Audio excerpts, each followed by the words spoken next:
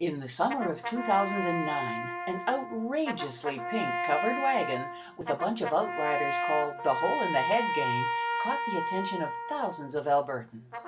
We traveled 400 miles in 21 days, taking our message to 23 towns throughout central Alberta. What message? 1 out of every 9 women will face breast cancer in her lifetime. We want to change that. If the future you see is the future you get, then let's see a future without breast cancer. With this message, Wild Pink Yonder was born. A wagon train, a trail ride with a difference. Recognizing that the towns we visited could create a much broader base of support than we could, we created a contest called Pinkest Little Town in the West.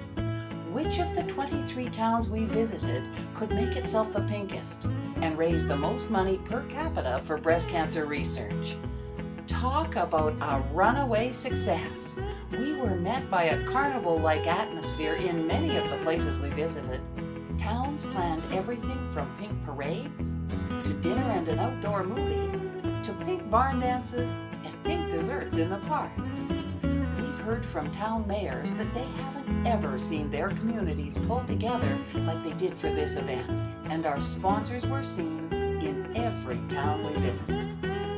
Our inaugural trek started July 4th in Cochrane. Riders came from as far away as Moose Jaw, and rain or shine, they rode. In the evenings, many towns and their agricultural societies provided delicious meals and fantastic entertainment for our riders and their citizens.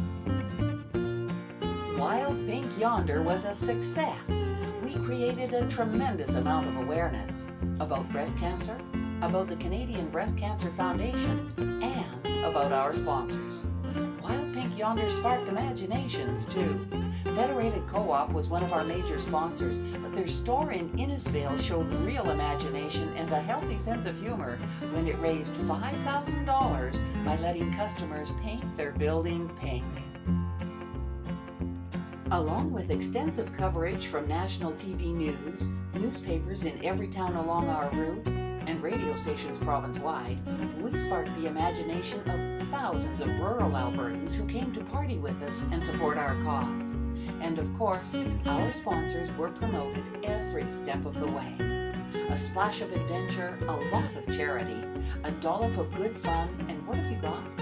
A promotional vehicle that can take your company's image and message to tens of thousands of Albertans, both rural and urban.